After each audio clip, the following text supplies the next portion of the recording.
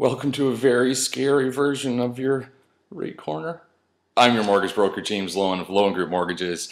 Happy Halloween to those of you who are celebrating. I'm wearing this girl's costume because a lot of us are very timid and very girly-like and very scared on where to go in the marketplace and where a market is going to be heading.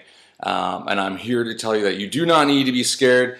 That I'm here to educate and inform you. So let's take a look at what's happening on our marketplace. As usual, bankofcanada.ca, you can see that the overnight rate, which is then prime for us, has stayed the same at 3%. So for you that have a variable mortgage or a line of credit, congratulations, it is staying the same for now. However, we did really truly expect that that would be the case. We take a look at it. Inflation is very low to the band. Our core inflation is still, again, very low in the operational guide. So there really truly was no pressure. So having said that, for the 17th time in a row, we are keeping it the same in this announcement. However, what we're looking for now is more sort of the language. So we're starting to psychoanalyze, I guess, our Minister of Finance as to what and how he's saying things. There was a few key things in this announcement here that they did feel that CPI inflation would be back up to its kind of 2% by the middle of 2013, so a little bit later than they expected, but still that they do have some hope towards the growth. I mean, there's nothing to celebrate and write home to at 2.3% growth in 2013. Isn't that by no means massive, but it is something in the right direction. Let's take a little further from a nice article from the Gazette where they discussed more so that the language, again, is inconsistent with a bank who believes he's going to raise rates sometime in the mid-2013 or in the second half of 2013. We have to realize and recognize that sometimes just saying things can make the market do those things without actually having to move forward with it. It's called reasonable market expectation. So the market reacts just simply by stating something like this might happen. So by this kind of language coming out, we may or may not expect the reaction or the actual action of a mid to late 2013 interest rate hike. And that's important if you are in a variable mortgage as to whether or not you should be locking in.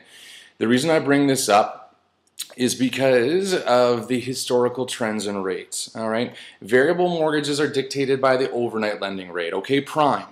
Fixed rate mortgages are dictated by the bond market, two very separate and different entities.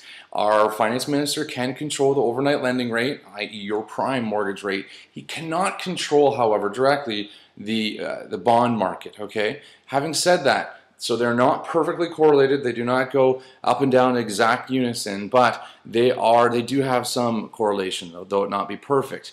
If you take a look on, of course, the world's best website known as lowengroup.ca, you will see underneath the download section here that there is a fixed versus variable 25-year historical chart. This chart will give you a comparison of just that for the last 25 years. Now, having said this, you must keep in mind that the variable rates is just prime, all right, doesn't account for any discount or premium above prime, and the 5-year rate is the 5-year posted. You can see that as you see the fixed rate here at about 5.39. That, of course, is not the best 5-year fixed rate, but it will give you an indication to see that although the line is not perfectly going in sync, but it is correlated, all right? The reason I say this is that it becomes a variable trap. All right, now listen. If you're at 3% right now and a fixed rate right now is at 3.25, you may say I'm going to stay variable. If variable increases by a quarter to 3.25, you might say let's now lock in. Now the issue you might find is that as prime moves up, the fixed rate might move up as well. If you then see your variable go up by half a point and fixed goes up by another half point, you might again say I'm not going to lock in since variable is still cheaper than fixed. Keep on having that same cycle continue, and you may find yourself riding prime all the way back up to the 6% that it was 5 years ago. What does this all mean? Who's locking in? As of right now, if we're taking a new mortgage, I would strongly suggest taking a fixed rate mortgage. There is such a small spread between the variable and the fixed that there's no reason to take that risk.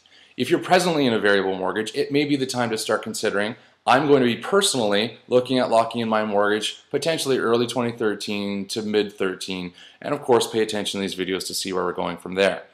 Each individual mortgage is of course unique to that person, to your own needs, and based on the spread that you are from prime, prime minus, or prime plus on your mortgage. So please feel free to give us a call. We're happy to review that for you and make sure that you're making the best decision and an educated decision.